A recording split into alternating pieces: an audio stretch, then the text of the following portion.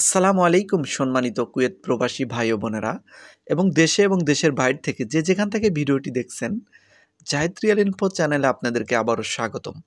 খুবই গুরুত্বপূর্ণ এবং দরকারি দুটি নিউজ নিয়ে আপনাদের মাঝে হাজির হয়েছি। একদম খুবই আপডেট নিউজ। তো যার কারণে আমি দেরি না করে খুব তাড়াতাড়ি আপনাদের মাঝে নিউজটি নিয়ে চলে আসলাম। তো আপনারা অলরেডি থাম্বনেলে দেখে ফেলেছেন যে কি বিষয়গুলো নিয়ে আমি কথা বলবো।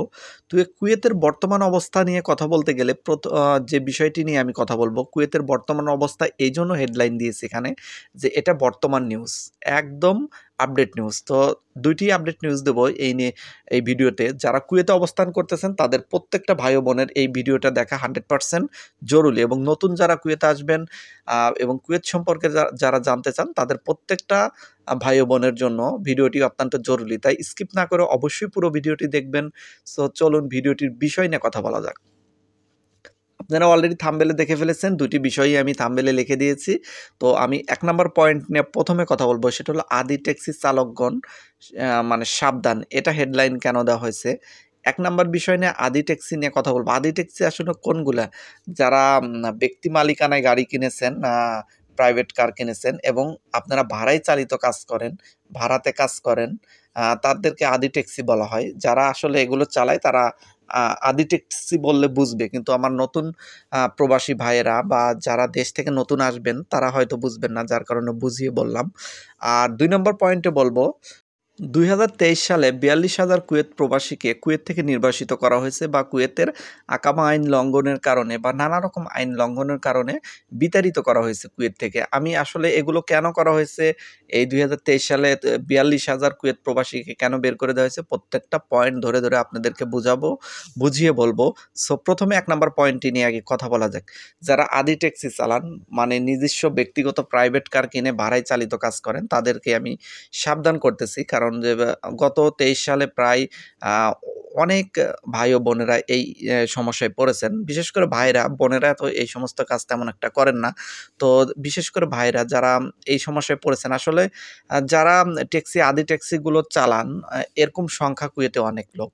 আসলে অনেক ভাইরাই এগুলো করে থাকেন। কিন্তু আসলে এখানে সবাই তো আর সমস্যায় পড়ে না। দেখা যাচ্ছে যে সমস্যায় পড়ে সেই বোঝে আসলে এটার কত বড় একটি সমস্যা। তো আসলে আদি ট্যাক্সি তে কাজ করার কারণে যে আপনি যে সমস্যাগুলো পড়তে পারেন যদি ধরা পড়েন, সেই বিষয়গুলো নিয়ে বলবো। এবং একটি ভাই আদি ট্যাক্সিতে আ কিছুদিন আগে ধরা পড়েছেন এবং তার বর্তমান অবস্থান কি সেই বিষয়টি বলবো। তো প্রথমে বলি, আদি ট্যাক্সিতে যারা কাজ করেন তাদের কি সমস্যা হতে পারে?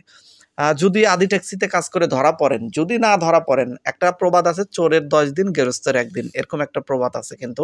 যদি আপনি না ধরা পড়েন তাহলে তো আপনি কাজ করেই যেতে পারবেন। অনেকেই এরকম আছেন যে ১০ বছর ১৫ বছর হয়ে গেছে একটানা কাজ করতেছেন, তাও ধরা পড়েননি। আ হতে পারে এরকম। আবার অনেকেই এসে ১ম এ ১-২ বছরের ভিতরে ধরা পড়ে নানান রকম সমস্যায় পড়ে গেছেন বা দেশে বিতাড়িত হয়ে চলে গেছেন। তো এরকম কিন্তু অহরহ ঘটনা আছে। তো যেহেতু বিগত কিছুদিন আগে এক ভাই ধরা পড়েছেন, তার বর্তমান অবস্থাটা আমি আপনাদের বলি। তো তাকে ১ম এ যে কাজটি করা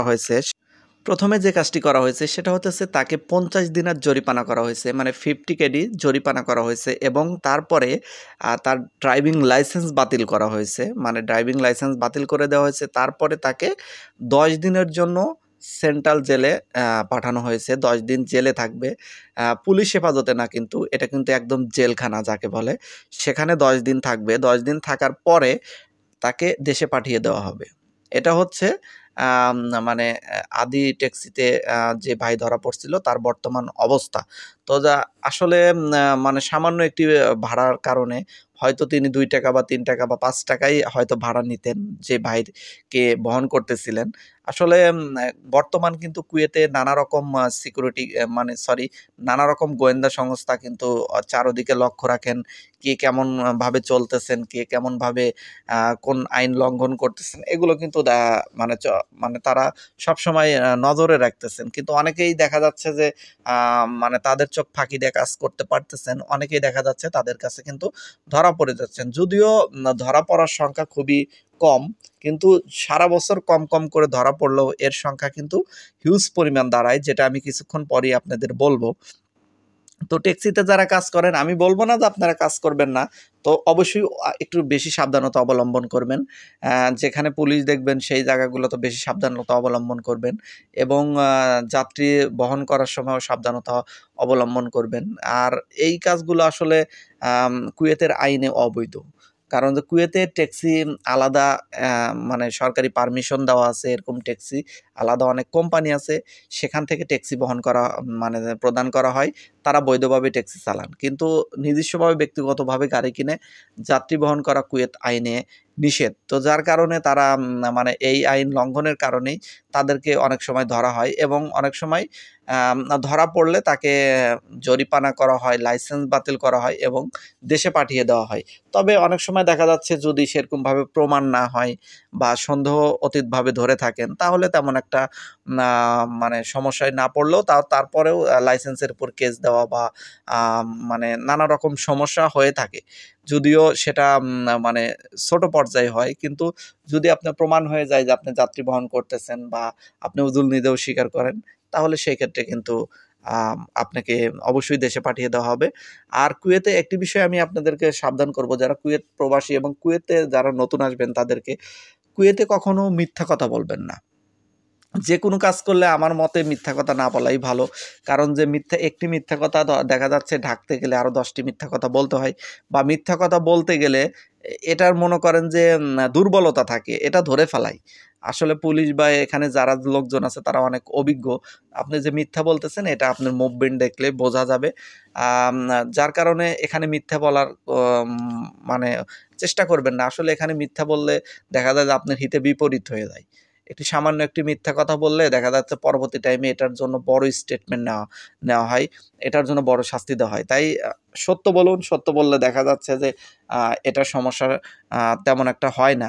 তবে আমি আবার এই ক্ষেত্রে মনে করেন না যে গাড়িতে বা কুয়েতের আইন লঙ্ঘন করার পরে যদি পুলিশের কাছে সত্যি কথা বলেন তাহলে হয়তো সে আপনাকে ছেড়ে দেবে। বিষয়টি কিন্তু মোটেও এরকম না। সব ক্ষেত্রে কথা বললাম। তো আইন লঙ্ঘন করলে আইনের যে শাস্তি সেটা কিন্তু কুয়েত মানে গভর্নমেন্ট থেকে বা কুয়েত যে পুলিশ আছে তারা কিন্তু দিয়ে দেবেই। এটা মানে তারা কখনো স্যাক্রিফাইস করে না তেমন একটা। আমি যতটুকু জানি আরকি, যতটুকু দেখেছি আরকি। তো যাই হোক, আশা করি আদি ট্যাক্সিতে যারা কাজ করেন তারা একটু সাবধান হবেন। তো ২ নম্বর পয়েন্টে আপনাদের কথা বলি, সেটা হলো ২০২১ সালে ৪২,০০০ কুয়েত প্রবাসীকে নির্বাসিত করা হয়েছে কুয়েত থেকে বা আ আকা মানে আইন লঙ্ঘনের কারণে ধরে দেশে পাঠিয়ে দেওয়া হয়েছে।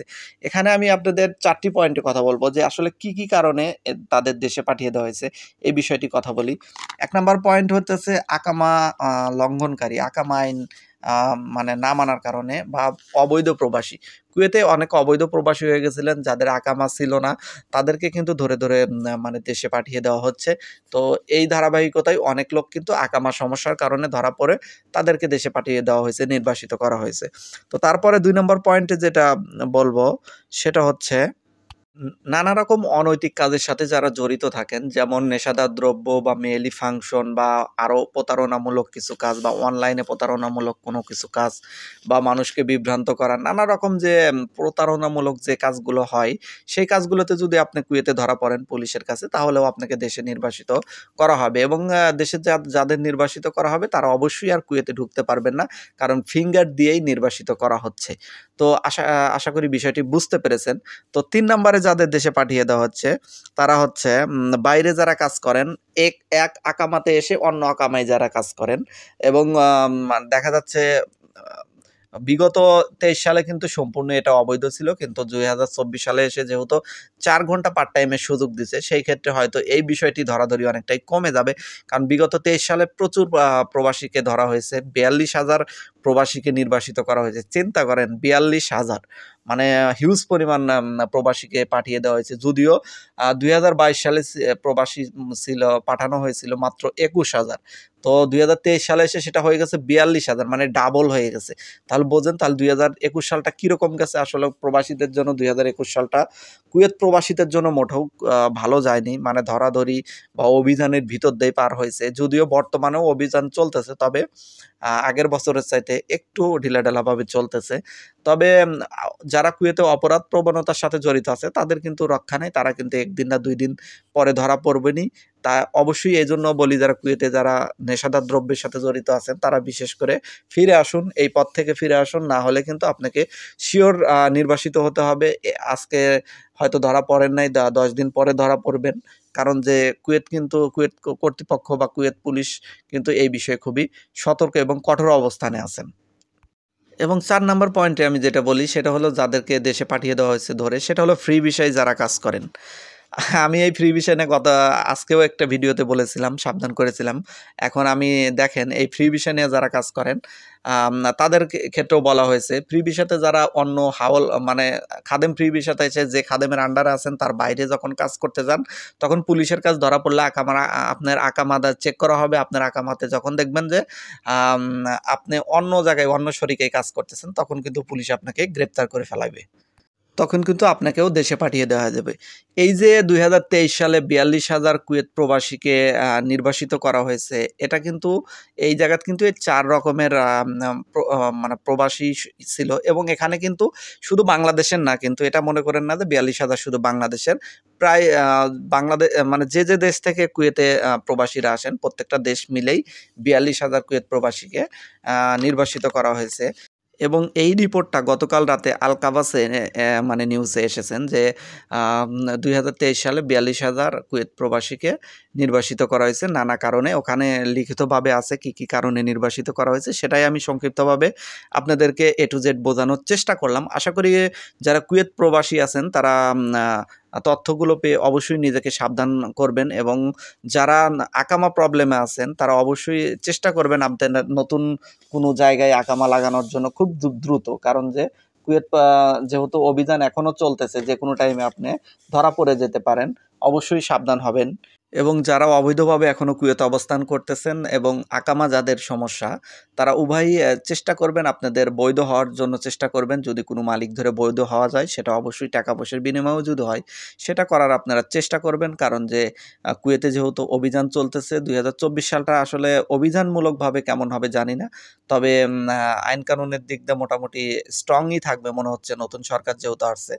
তো অবশ্যই আমার প্রিয় প্রবাসী ভাই ও বোনেরা অতিরিক্ত সাবধানতা অবলম্বন করবেন এবং সবাই নিরাপদে থাকুন, ভালো থাকুন এই শুভকামনা রেখে আজকের মতো এখানেই বিদায় নিচ্ছি। আমি জাহিদুল ইসলাম জাহিদ। আল্লাহ হাফেজ।